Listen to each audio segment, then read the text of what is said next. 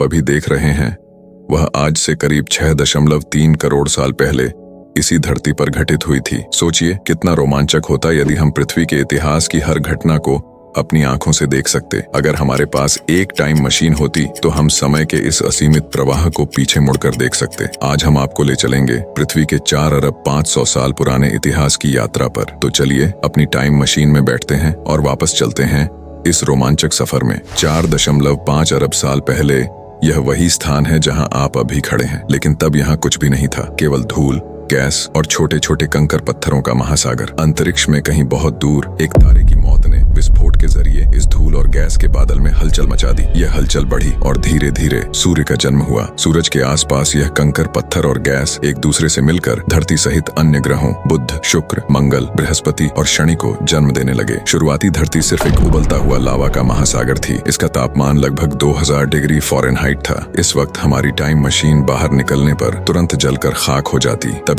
मंगल जितना बड़ा एक और ग्रह धरती से टकराया, जिससे अंतरिक्ष में मलबा फैल गया। यह मलबा इकट्ठा होकर धरती के चारों ओर एक रिंग बना, जो समय के साथ चंद्रमा में बदल गई। 3 अरब 8 करोड़ साल पहले अब धरती पर बारिश शुरू हो चुकी थी। यह बारिश अंतरिक्ष से गिरने वाले एस्टेरॉइड्स की वजह से हुई, जिनमें पानी और जीवन के रासायनिक तत्व मौजूद थे। यही पानी समुद्रों को भरने लगा। इन महासागरों में हाइड्रोथर्मल वेंट्स के जरिए माइक्रोबियल जीवन की शुरुआत हुई। ये सूक्ष्म जीव हमारे सबसे पहले पूर्वज हैं। 2 अरब साल पहले धीरे धीरे पृथ्वी पर ऑक्सीजन की मात्रा बढ़ने लगी। यह ऑक्सीजन सूरज की रोशनी का उपयोग करने वाले बैक्टीरिया द्वारा बनाई जा रही थी। यही वह समय था जब धरती पर जीवन ने एक जटिल रूप लेना शुरू किया। 75 करोड़ साल पहले पृथ्वी ने कई रूप देखे। कभी यह गर्म और लाल थी तो कभी पूरी तरह बर्फ से ढकी हुई। यह बर्फीला दौर लाखों सालों तक चला। फिर ज्वालामुखी फटे और वातावरण में कार्बन डाइऑक्साइड छोड़ी, जिससे पृथ्वी गर्म होने लगी और बर्फ पिघल गई। इस दौरान समुद्र के अंदर से जटिल जीवन विकसित होने लगा। 37 करोड़ साल पहले अब समुद्री जीव धरती पर आना शुरू कर चुके थे। धीरे धीरे इन जीवों ने भूमि पर जीवन का विकास किया। धरती पर विशाल कीड़े, पेड़ पौधे